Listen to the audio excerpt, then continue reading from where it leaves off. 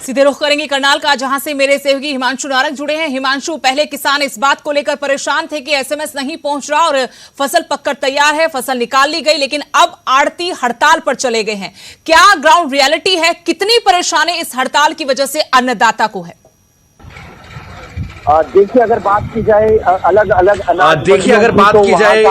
अलग अनाज मंडियों की तो वहां का अलग अलग रुख नजर आ रहा है। थोड़ी देर पहले यहां पर हरियाणा के पूर्व मुख्यमंत्री भूपेंद्र सिंह हुड्डा भी पहुंचे थे। अगर ग्राउंड रियलिटी की बात की जाए तो सुदेश, ये करनाल की अनाज मंडी है और फिलहाल यहां पर मजदूर बैठे हुए नजर आ रहे हैं। 24 घंटे काम रहता है गेहूं के सीजन में, क्योंकि तोल होता है, उसके बाद लोडिंग होती है, गेहूं की साफ सफाई होती है। हालांकि मजदूर साफ सफाई जरूर कर रहे हैं, लेकिन लोडिंग नहीं कर रहे हैं और ना ही इस सीजन के अंदर गेहूं का तोल हो रहा है। एक बड़ी समस्या ये आ गई है कि आड़ती ये चाहते हैं कि जो एक ऑप्शनल रखा जाए। ऑप्शनल इसलिए रखा जाए कि जिस तरीके से मेरी फसल मेरा ब्यौरा के अंदर पहले ये बात रखी गई थी कि किसानों को पेमेंट किसके माध्यम से चाहिए, आड़ती के माध्यम से चाहिए या सरकार से डायरेक्ट चाहिए, वहां पर एक ऑप्शन था। लेकिन अब सरकार कह रही है कि हम सीधे किसानों के खाते में पेमेंट देंगे, जिसके चलते आड़ती नाराज हैं, निराश हैं और गुस्से के अंदर है। उन्होंने काम करना बंद कर दिया। अगर काम वो करना बंद कर देंगे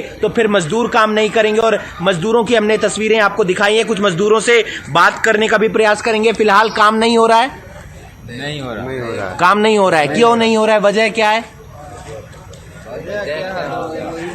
ये लोग बताएगा।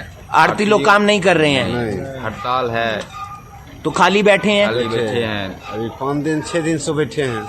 तो आप समझ सकते हैं ये आड़तियों का कहना है। लेकिन करनाल प्रशासन ने एक डिसीजन लिया है सुदेश, वो ये लिया है कि 100 जो डिपू होल्डर हैं, डिपू होल्डर्स को टेम्परेरी तौर पर लाइसेंस दे दिया गया है। जो काम आड़ती करते हैं वो काम डिपू होल्डर करेंगे, यानी कि जो तोल का काम होता है, साथ ही साथ जो लोडिंग का काम होता है, वो लेबर अपनी कहीं से लेकर आएंगे। ऐसा करनाल प्रशासन की तरफ से कहा जा रहा है, क्योंकि कुछ देर पहले ही करनाल के जो एसडीएम है उन्होंने मंडी का दौरा किया था। साथ ही साथ जो फूड सप्लाई विभाग के अधिकारी होते हैं उन्होंने दौरा किया था, क्योंकि डीएफएससी एक एजेंसी होती है जो गेहूं की खरीद करती है। 4 अलग अलग एजेंसियां होती हैं। तो शायद आने वाले दिनों में कोई समाधान निकल जाए। लेकिन सरकार और प्रशासन की मुश्किलें बढ़ी हुई हैं, वो इसलिए क्योंकि आड़ती काम नहीं कर रहे हैं और आड़तियों के ही जरिए जो किसानों की गेहूं है या कोई भी फसल है वो अलग अलग खरीद एजेंसियां खरीद करती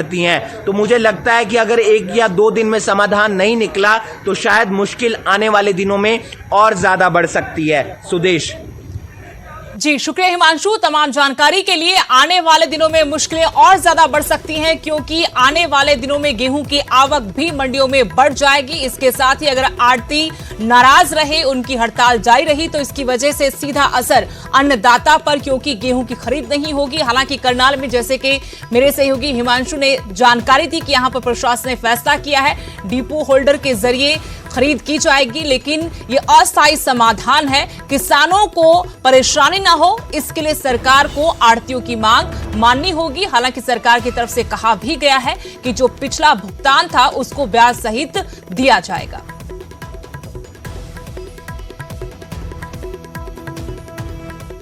अगली बड़ी खबर का रुख करेंगे। मंडी में किसान परेशान है, लेकिन हरियाणा के कृषि मंत्री जेपी दलाल का दावा है कि गेहूं की खरीद सही तरीके से हो रही है।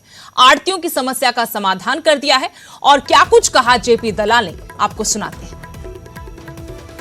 सारी आड़ती यूनियन से हमारी 3 घंटे की वार्तालाप हुई और उन्होंने अपनी जो डिमांड थी वो रखी, और उसमें से अधिकांश डिमांड हमने मान ली थी। पुरानी पेमेंट थी, उसका ब्याज देना था, कुछ डिस्प्यूट की पेमेंट थी, सब सॉर्ट आउट हो गई थी। एक मांग पे हम एक मत नहीं हुए। हमारा मंशा ये है कि हम किसान के खाते में सीधी पैसे दें, और आड़ती भाई कहते हैं कि हमारे माध्यम से ही पेमेंट दी जाए। और हमारी आज भी वही स्टैंड है कि आप आड़ती को उसका कमीशन मिले, या उसकी जो मजदूरी है, सिलाई उतरवाई चढ़ाई, जहाँ जो उसका हक बनता है वो पैसा उसको मिल जाए, और किसान की फसल का पैसा किसान को मिल जाए।